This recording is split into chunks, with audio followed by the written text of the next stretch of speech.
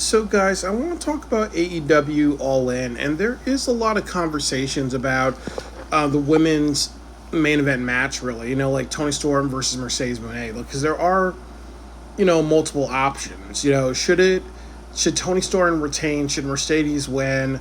Should nobody win the match? Or should there be a casino gauntlet cash in?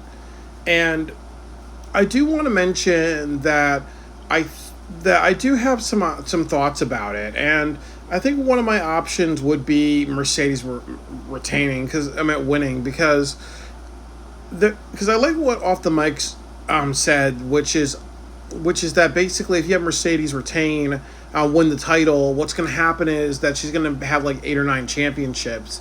So ultimately, the person who beats her is definitely going to get over in a really, really big way, really. So it's ultimately like, you're making her kind of like this beast and this force, really. So it's almost like who can slay Mercedes the Dragon, really. And then you would also have to build a storyline of finding that next opponent for her that can take her on, really. So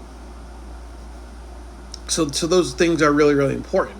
I think that what I would say is that you can also is that if you had Mercedes win the women's championship, I think the person who should take it off of her is Willow Nightingale, because a lot of people said that they do have a story with each other, and I believe that Mercedes got injured by Willow Nightingale, so there is a storyline to it.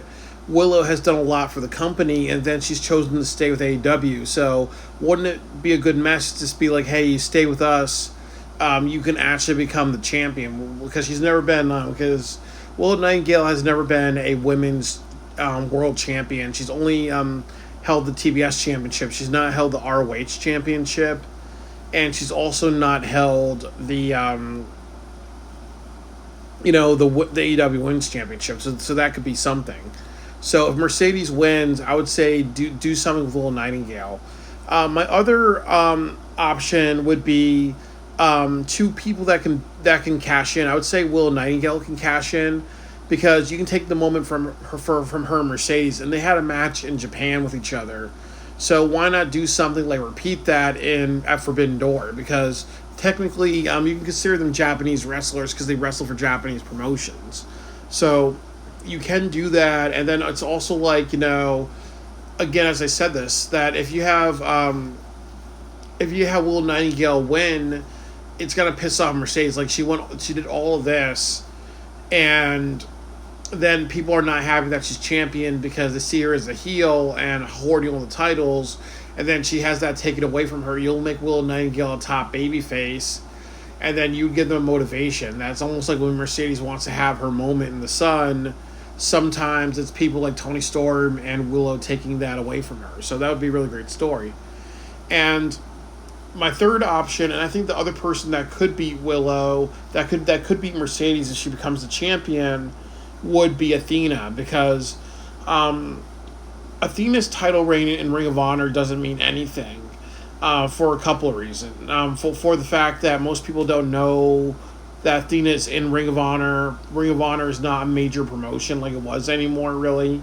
And actually, if you look online, and I've shown this before, that Trish Stratus is considered the longest running women's champion at 430 days in the 21st century. That's not true. The longest reign of a women's championship is Athena. But imagine that you're part of AEW, the second biggest company in North America right now, and you have somebody that's actually the longest reigning women's champion of all time of the 21st century, and even Wikipedia doesn't have that right, really. So you would have to even say to yourself, what's the point of her holding this title on longer?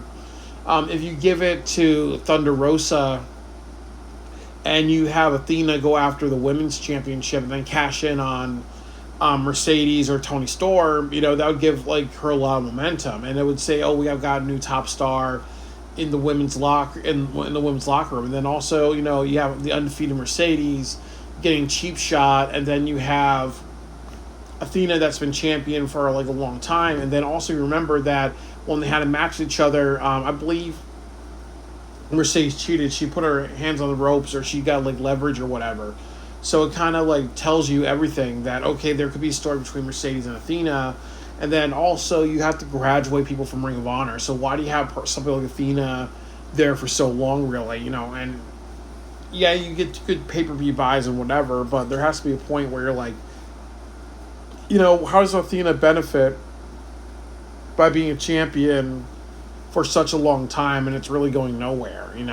You have to eventually kind of graduate her to another title, like to graduate her to the main show reel and show what she can do.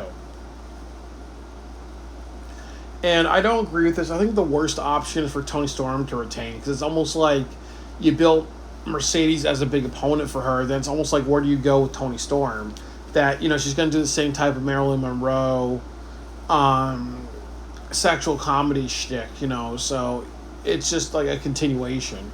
So I think that your best option is for Mercedes to win, and then kind of have Will Nightingale be the one to slay the Mercedes Dragon. I think that'll be the best option.